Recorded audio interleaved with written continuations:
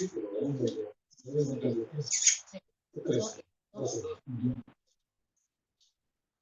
Bueno, respecto a lo que decía Chema, mire, abra su Biblia en 1 Tesalonicenses 4, 17. El tema del arrebatamiento son 3 citas bíblicas esenciales, donde se revela por primera vez ese tema. Digo esto para los que tienen familiares que han partido con el Señor, que no pierdan su esperanza. Ese es el tema de Tesalonicenses. 1 Tesalonicenses 4, 17. 3 pasajes son esenciales para entender el tema del arrebatamiento. El primero de ellos es este. 1 Tesalonicenses 4, del 13 al 18. El segundo es la referencia que el Señor hace al arrebatamiento de San Juan 14, del 1 al 3. Y la tercera es la cita de 1 Corintios 15, 51 y 52. Son 3 temas que reúnen la esencia del arrebatamiento. Luego nosotros los que vivimos, los que hayamos quedado, seremos que arrebatados. Ahí no dice transformados, dice arrebatados. El original es lo que dice arrebatados. Es decir, llevados juntamente con ellos en las nubes para recibir al Señor en el aire, y así estaremos siempre con el Señor. Eso es esencial. Es como el tema de la muerte y la resurrección de Cristo. La muerte de Cristo habla del pago por nuestro pecado, y la resurrección es la ratificación del pago por nuestro pecado. Si Cristo no resucitó, dice el apóstol Pablo, somos los más dignos de conmiseración. Es decir, estamos fritos y listos para el infierno. Por eso Cristo resucita, porque Él ratifica de esa manera el hecho de la cruz, es decir, el pago de nuestro pecado. Bien. Bueno, vamos a Filipenses capítulo 1 para retomar el tema. Y vamos a ir a la quinta cláusula de esta acción de gracias que eleva el apóstol Pablo a Dios por la iglesia preciosa esta. Y el último tiene que ver con el apóstol Pablo eleva su acción de gracias a Dios en petición específica. Ese es el último punto de este tema, que va del verso, desde el verso 3 al 11. Vamos a leer ahí los versos, 1 Tesalonicenses capítulo 1, verso 9 al 13. Esto pide en oración, que vuestro amor abunde aún más y más en ciencia y en todo conocimiento, para que aprobéis lo mejor, a fin de que seáis sinceros e irreprensibles para el día de Jesucristo, llenos de frutos de justicia, que son por medio de Jesucristo, para la gloria y la alabanza de Dios. El apóstol Pablo pide 3 cosas por la iglesia. La primera de ellas, que el amor abunde. No el amor humano, no el amor flaco, no el amor egoísta, no el amor condicional, no el amor de la carne, no el amor erótico. No tiene nada que ver con el amor estorgue también, que es el filios de las familias, ni el filial siquiera. Es el amor ágape de Dios. Ese amor que es una decisión de la voluntad. Que yo voy a amar a este que me ha hecho daño, no importa que me haya hecho daño, que el Señor me ordena amarlo, yo dispongo mi voluntad para seguir adelante y amar, porque si no la vida no es posible. En realidad, lo único que nos hace diferentes a nosotros los creyentes del resto, los habitantes de este mundo, es el amor. Que podamos dispensarnos los unos de los otros, a pesar de que le hayamos fallado al hermano o al más cercano, podemos amarlo, porque es un amor de la decisión. Va más allá del sentimiento, de la sensibilidad, del sentimiento. Tiene que ver con la voluntad. Involucra también la mente y el corazón. Es un amor de la decisión. Esa es la primera oración del apóstol Pablo, y lo hace porque de esa manera el creyente mantiene su corazón limpio y libre para tomar las mejores decisiones posibles en la vida. Y lo dice para que podáis aprobar lo mejor, a fin de que seáis también que sinceros e irreprensibles por el día de Cristo. ¿Qué estamos haciendo en esta tierra? Preparándonos para el encuentro con el Señor en el día de Cristo, en el tribunal de Cristo. Por eso el apóstol Pablo le pide a Dios que no solamente el amor de Dios abunde en el corazón de los hermanos de Filipo para que aprueben lo mejor, sino también para que trabajen en su vida diariamente a fin de ser sinceros e irreprensibles para presentarse delante del Señor. Y la tercera petición, en el verso 11, llenos de frutos de justicia que son por medio de Jesucristo para la gloria y la alabanza de Dios. Cada creyente tiene un don. Cada creyente tiene una habilidad que Dios le ha dado. Nadie puede decir que Dios no le ha dado a nadie, por lo tanto no puede servir. Sí tiene un don, y su deber es descubrirlo Y el deber de la iglesia es abrir la oportunidad para que ese creyente sirva. Pero también es obligación del creyente, una vez que se le pone a servir en la iglesia, cuidarse y ser responsable en la administración del don que Dios le ha dado para bendición y beneficio de la iglesia.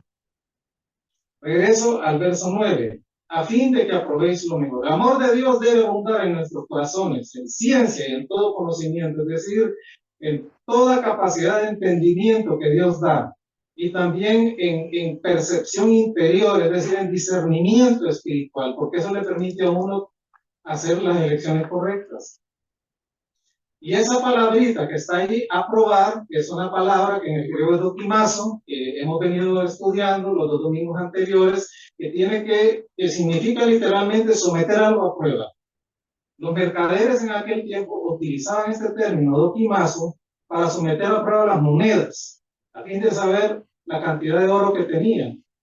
Porque no habían métodos científicos en aquel tiempo, pero habían ciertas pruebas que se le hacían a las monedas en curso para ver si realmente valían lo que valían, porque el depósito de la confianza en la moneda estaba en la cantidad de oro que poseía la moneda. Pero también ese término se utilizaba, por ejemplo, a los muchachos que querían ya, estaban en el momento de entrar a la universidad y querían estudiar la ciencia médica, se les aplicaba ese término. Y se les sometía a prueba, a examen, para luego presentarlos aprobados y calificados para ver si en realidad tenían las capacidades para ser buenos médicos. Había mucho estafador también en aquel tiempo. Es una palabra bien interesante. Busque usted en su Biblia en Romanos 14, 18.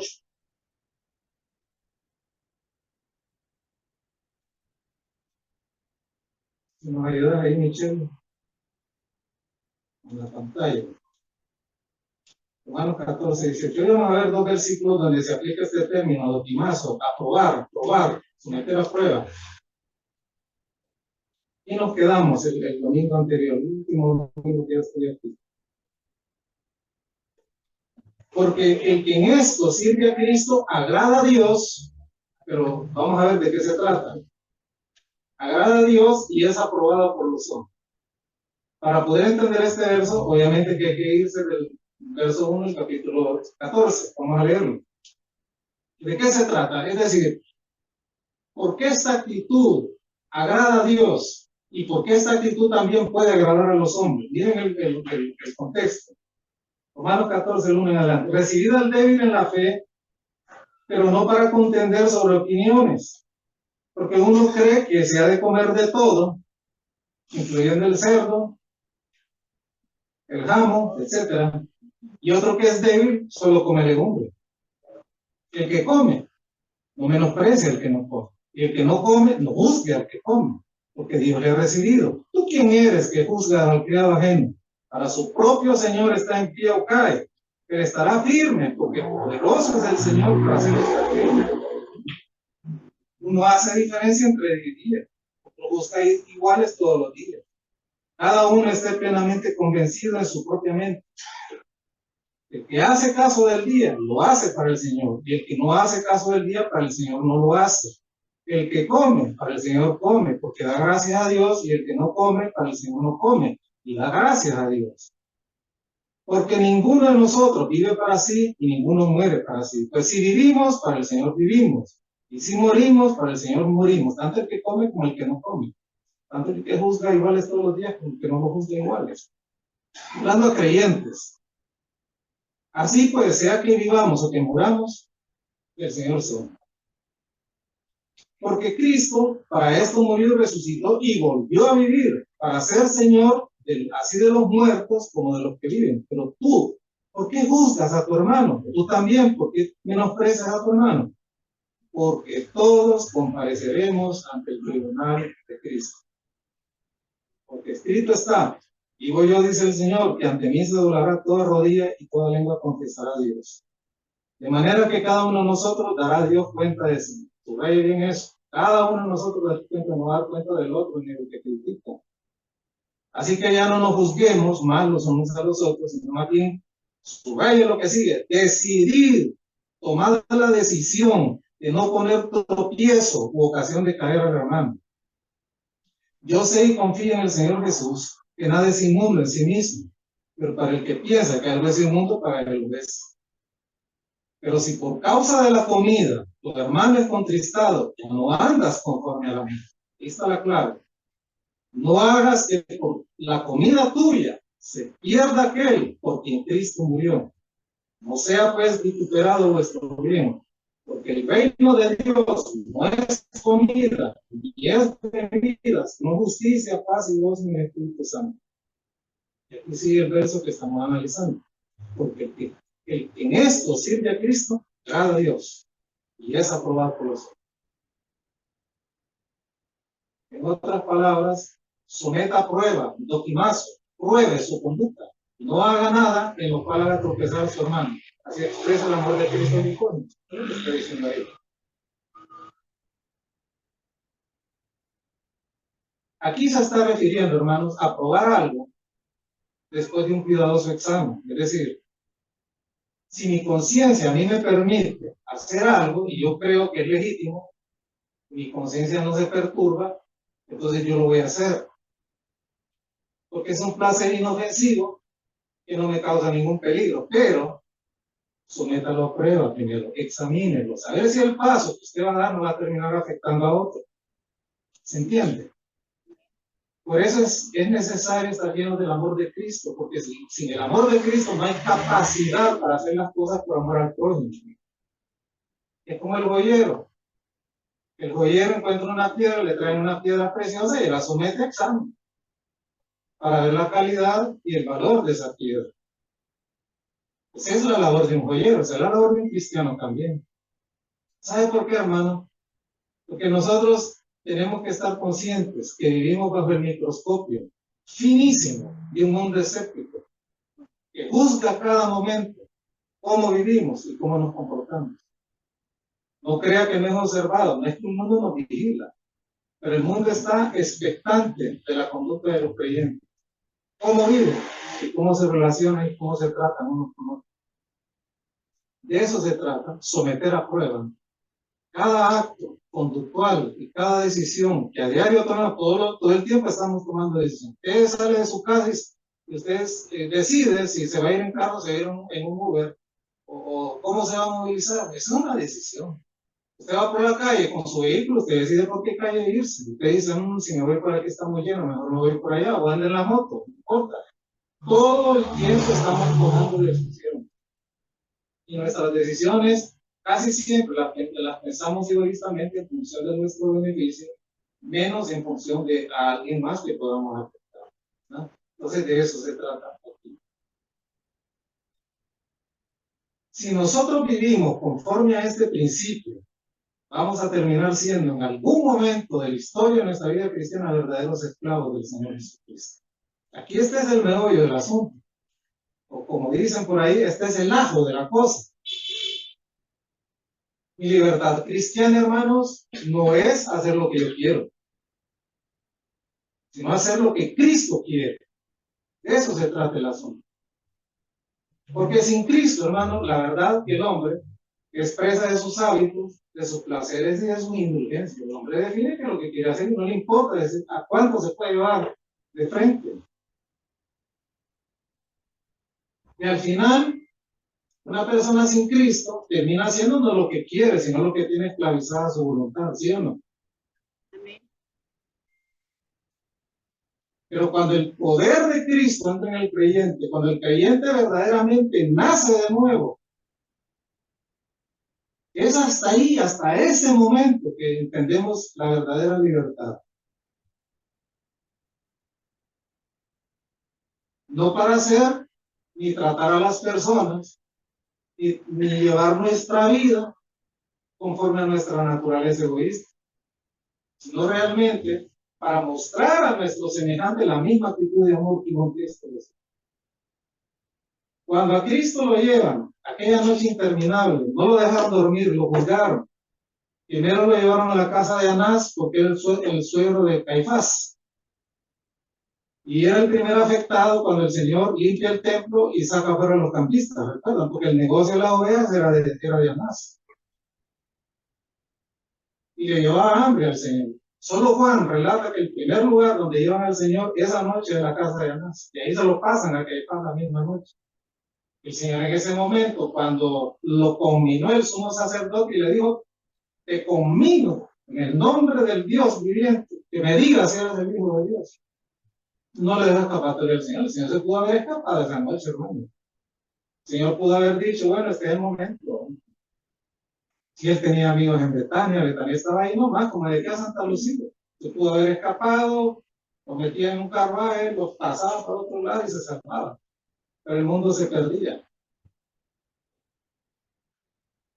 Esa es la actitud de amor que hubo en Cristo Jesús. Esa es la misma actitud de amor que debe haber en nosotros, ¿no? Si mire, como creyente, usted podría hacer un montón de cosas y llevarse en cuenta un montón de gente, pero piense en aquello que va a arrastrar detrás de usted.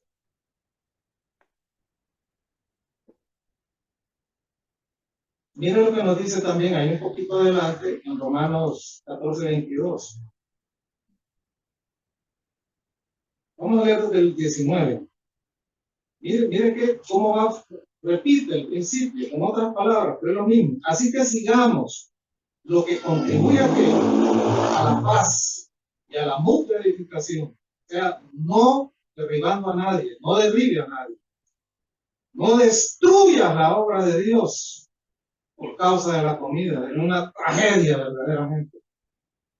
Que por un acto estúpido terminamos echando a alguien más a la borda. No destruyas la obra de Dios por causa de la comida. Todas las cosas, a la verdad, son limpias. Pero es malo, dice el apóstol, que el hombre haga tropezar a otros como que come. Y aquí está el verso 21. Bueno es no comer carne, ni beber vino, ni nada con que tu hermano tropiece o se ofenda o se debilite. Tienes tu fe, tenla para contigo delante de Dios.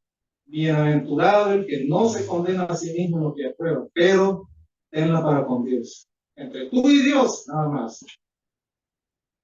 No está hablando de cosas ilegítimas, está hablando de cosas legítimas, que aún siendo legítimas para ti, si las haces, vas a terminar arrastrando a alguien más.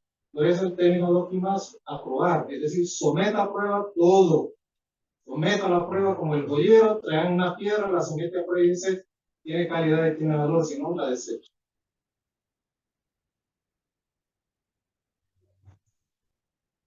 El creyente fuerte, hermanos, si aquí hay creyentes que se sienten fuertes. Yo no digo que no los hay. No me considero sinceramente un creyente fuerte. Pero hay creyentes que son más fuertes que otros. Y eso es innegable, eso existe. Pero el creyente más fuerte también puede terminar haciéndose daño en el área de la libertad cristiana. Si desdeña o critica la misma libertad que Dios le ha dado, o sea, juega con su libertad. O si alardea de esa libertad sin pensar en las consecuencias que le puede causar a otros, que le están viendo, le están siguiendo. Eso también puede ser así. Por eso aquí, en este verso, lo que en realidad está diciendo es mantén tu propia convicción delante de Dios. Y el apóstol Pablo anima a los creyentes a entender, a disfrutar y a mantener su libertad, pero entre ellos y Dios.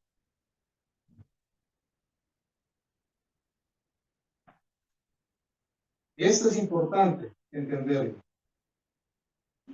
Porque el creyente que es más fuerte que otros mantiene una conciencia limpia, porque no le pone ocasión de tropiezo. Porque somete a prueba, doquimazo, esa acción la hace siempre que va a hacer algo. Está pensando en expresar su amor al creyente más débil. Aquí el apóstol Pablo nos está diciendo el mismo asunto que viene tocando desde el verso 1 del capítulo 14 de Romanos. Que lo que puede ser bueno para mí puede representar la ruina de otro. Por eso el apóstol Pablo aquí da un consejo bien práctico. El apóstol Pablo está diciendo aquí, al creyente más fuerte se dirige. Aquel que sabe que comer o beber no hace la diferencia, porque entiende el principio de la libertad cristiana, pero lo vive y lo disfruta entre él y Dios.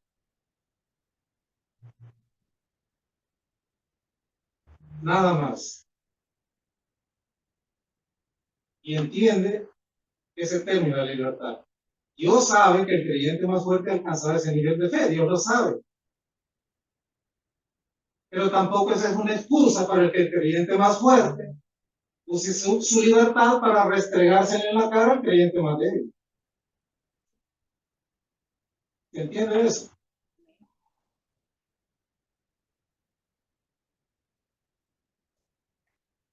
El creyente más fuerte y muchos creyentes fuertes siempre arguyen el derecho de su libertad. Ah, es que yo lo puedo hacer, a mí que me va a criticar, a mí no me importa, además. Y se han arrepentido cuando han visto las consecuencias que ha causado el muerte. Voy a hablar algo aquí, porque es parte de la cultura general que estamos viviendo, y ustedes lo saben. Todos ustedes visitan los supermercados, visitan los moles, visitan las ventas, cualquier lugar. Todos vamos a algún lugar a comprar, ¿sí o no? Puede ser que un creyente llegue a la conclusión que su libertad le permite a él ingerir alcohol de manera moderada. Porque para él ese es un placer inofensivo y no es un gran peligro. Pero no se da cuenta que puede haber alguien en la iglesia o fuera de la iglesia, en su barrio, en su trabajo, que le admira. Y puede ser lamentablemente una persona más joven. Y para esa persona el alcohol puede ser fatal. Y en ese caso, cabe hacerse la pregunta, ¿mi libertad cristiana me permite a mí darle un ejemplo a ese admirador de tal manera que yo lo eche al barranco, la rumba? O me hago la otra pregunta, obligada también. ¿Debo de restringir mi libertad por amor al que me sigue? ¿Verdad que es cierto? Creo, todo el tiempo vienen esas redes sociales, hermanos en la fe, tomándose fotos en los restaurantes con cervezas, comiendo. No puede ser, hermano. Yo lo entiendo. Ya pasé suficiente tiempo en la vida cristiana. Usted no sabe el daño que le pueda causar a otro creyente que viene a la iglesia y lo mira usted beber de esa manera. Vino, champán, lo que quiera, alcohol es alcohol. Aquí no está, hermano, en Alemania, no está en España, no está en Rusia, está en Honduras, donde hay un severo problema de alcohol. ¿Saben ustedes que la ciudad donde hay más bolos en Honduras es La Esperanza, en Tibucán? Y todavía lo sigue siendo. Y las iglesias en esa zona, toda esa zona de Opatoro, La Paz, todo eso que queda con Esperanza, bregan con hermanos que tienen ese problema. Y le urgen a los hermanos en la fe que no beban, que no sean mal ejemplo para otros creyentes que vienen atrás. En otras palabras, que hagan doquimazo, que sometan a prueba su acción. Y aún si lo hace sin que nadie lo vea, no lo haga. No lo haga. No destruya la obra de Dios por causa de la comida. E incluye también la bebida. ¿Sí o no? Eso es lo que dice la palabra de Dios. Por lo tanto, yo debo de restringir mi voluntad de una manera deliberada. Aunque a mí me guste hacer algo, no lo voy a hacer por causa de mi hermano, por amor a mis semejantes. Amén. Tengo que hacerlo, por amor a mis semejantes, por amor a mis hermanos de la iglesia, por amor a mi familia, por amor a mis hijos, por amor a los del vecindario, por amor a los compañeros de trabajo. Yo trabajé en un proyecto binacional con JICA en Honduras, 2 años. Y una vez, uno de los funcionarios japoneses nos convidó a todos y puso saque, una botella completa, y empezó a repartir. Y un compañero vino y me puso hielo. Y le dije, yo no tomo. No, mire, no se preocupe, aquí nadie lo va a ver, no hay nadie de la iglesia, solo vemos compañeros. ¿Sabe qué le dijo el japonés a esa persona? No le des a él, porque el Dios que él teme es correcto. ¿Entiende? Tiene que ser así, hermano. Yo no voy a andar tomando allá afuera y después venir aquí a la iglesia con la cara de chancho. ¿Ha visto usted a los? Sí, o tirándola. Digo, usa este término coloquial, hermano, porque quiero que nos entendamos, ¿entiendes? O sea, nosotros tenemos que ser distintos, tenemos que ser diferentes, por eso estamos estudiando la palabra de Dios. Y tienes problemas con el alcohol, dobla tus rodillas a Dios y clama al Señor, el Señor te va a limpiar, te va a cortar eso. Entonces, yo debo de restringir mi voluntad, eso no es lo que es cristiano verdaderamente. Yo puedo estar pensando legítimamente en hacer algo mañana, que a la postre va a terminar siendo la ruina de otro. Por lo tanto, debo de restringir mi voluntad para no quedar con el remordimiento en algún momento de que aquel placer que yo reclamé como derecho haya representado la muerte de alguien más. Y eso va en un montón de órdenes de cosas, no solamente en el beber. Hablo de la comida y la bebida porque es lo que está aquí en el contexto. La palabra de Dios, especialmente en el Nuevo Testamento, siempre se insiste, especialmente en las epístolas del apóstol Pablo, en someter todo a prueba, hacer esa opción, ese doquimazo. Porque en cierta medida, hermanos, todos somos guarda de nuestro hermano. Y somos responsables no solamente por nuestra propia vida, somos responsables también por la vida de los demás, especialmente con aquellos con los cuales más convivimos. Que no se diga en algún momento que usted abusó de su libertad cristiana. Donde vaya, coma rico, hermano. Pero sí, ejemplo, donde vaya. Se lo llevan a esos lugares donde se come bien, pero al mismo tiempo está la tentación de la sequía, hermano. Yo me admiro, sinceramente, y hablaba de los supermercados, porque ahora usted mira a las madres, jóvenes, viejas, ancianas, abuelas, llevando su lote de cerveza en las carretillas. Y creyentes, hermano, muchos son creyentes. Y uno en realidad le da pena. En realidad no es una censura mala, pero a uno le da pena y uno dice, ¿cómo va a crecer el evangelio? ¿Cómo se va a firmar el evangelio en estas condiciones? Obviamente que si alguien tiene ese problema, tampoco es para que usted lo censure y lo mande al infierno. ¿A qué ore por él? Pida a Dios, que Dios pueda enderezar la conducta de ese hermano, de ese hermano. Pero en el verso 11, voy a ver si llego, tengo 7 minutos, me los dan, hermanos. Los niños salen rápido, ¿verdad? Bueno, nos dice el verso 11 de Filipenses 1, que la tercera petición del apóstol Pablo es que los creyentes sean, el 10, perdón, que los creyentes sean sinceros e irreprensibles para el día de Cristo. ¿Lo dice ahí o no? Bueno, ese término sincero, hermanos, es la segunda petición que el apóstol Pablo hace por este hermano. El término sincero es una doble raíz en el griego que tiene dos acepciones. Aquí, en este caso, en Filipenses 1:10, tiene que ver con algo que ha sido purificado por el sol. Por ejemplo, en el invierno, cuando usted lava, bueno, en aquel tiempo, lavaba la ropa en el río, ¿cuántos mandaron a los familiares ir con una piedra y la ropa encima a lavar al río Churutero? Bueno, ¿en qué tendían? Las piedras tendían la ropa olía rico, el sol le pegaba y tenía un olor delicioso. Eso hace el sol. Cuando usted pone una botella de agua con bacterias en un bote de vidrio y ponerlo al sol y lo purifica. Es decir, sincero quiere decir algo que ha sido purificado por el sol, algo que se ha mantenido sin mezcla y sin contaminación, especialmente en el sentido moral, que es lo que está preguntando ahí. Pero también, según Pedro 3:2, lo usa como limpio. Aquí significa algo que es sincero y limpio en el sentido de pureza moral y espiritual. Era lo que en realidad el apóstol Pablo pretendía que reinara en la iglesia de Filipo. Mire, según Pedro 3:1, perdón, esta es la cita que les hablé. 3:1 y 2, vamos a 2 Pedro 3:1 y 2.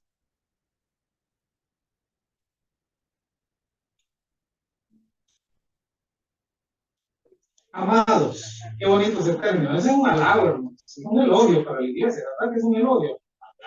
Ahora me dejan hasta los impíos en la radio, los periodistas, los políticos, los militares, den bendiciones. Dios te bendiga.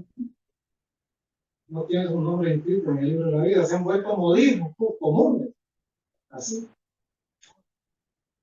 Amados, esta es la segunda carta que os escribo, y en ambas despierto con exhortación sobre en su Biblia vuestro limpio entendimiento, sincero, ¿verdad? Vuestro limpio entendimiento, para que tengáis memoria de las palabras que antes han sido dichas por los santos profetas y del mandamiento del Señor y Salvador dado por vuestros apóstoles. Esta actitud del apóstol Pablo, hermanos, en este verso, hacia los lectores de sus epístolas, que dice que la segunda carta que está mandando se les cambiando a sus lectores, los que habían leído la primera estaban a punto de leer la segunda.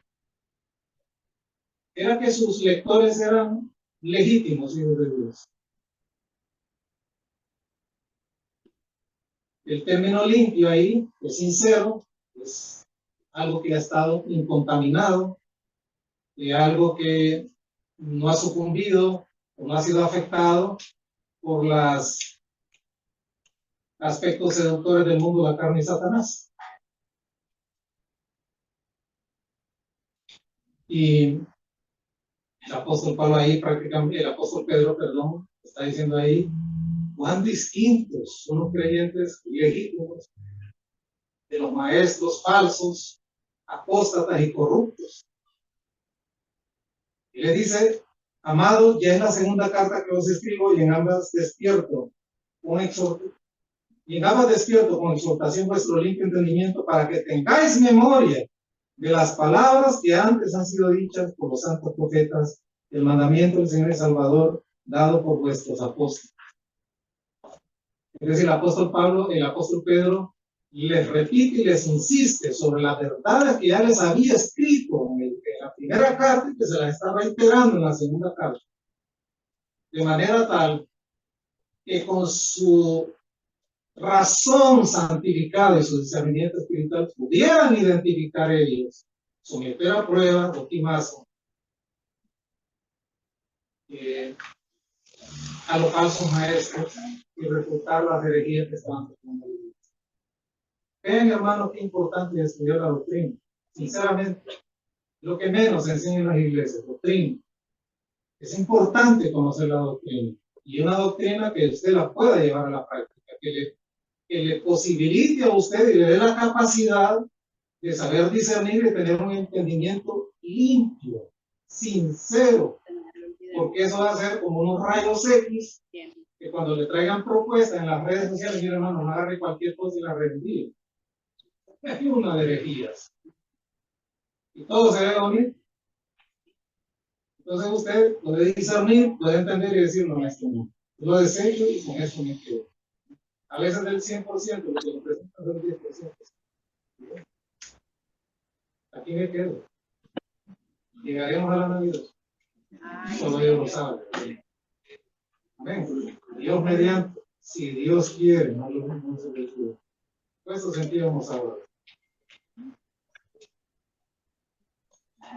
Amado Padre, te damos gracias infinitas por poder participar en el servicio de los santos un domingo más. En 2 horarios hemos oído tu palabra, en el primer horario tu palabra es el efecto purificador, santificador, por el poder de tu Santo Espíritu, nuestras mentes, corazones, voluntad, nos acerque cada vez más al Señor en ese proceso santificador que concluirá el día que tú tengas por tu luz. Bendice a cada uno de los presentes, a los hermanos que no pudieron venir por las razones que no pudieron venir, que todos dijeran correctamente lo que aquí se ha dicho, lo atesoren en sus corazones y les acerque a Dios. Bendice a tu pueblo, llénalos de paz, de provisión. Que nadie, Padre, se pierda en estas fiestas de fin de año con significados dispersos que no tienen nada que ver con lo que estamos celebrando. En nuestra mente y en nuestro corazón esté presente Cristo en gratitud por haber venido, salvado y hoy llevado a la eternidad a aquellos que han creído en él. Gracias te damos en el bendito nombre de Jesús.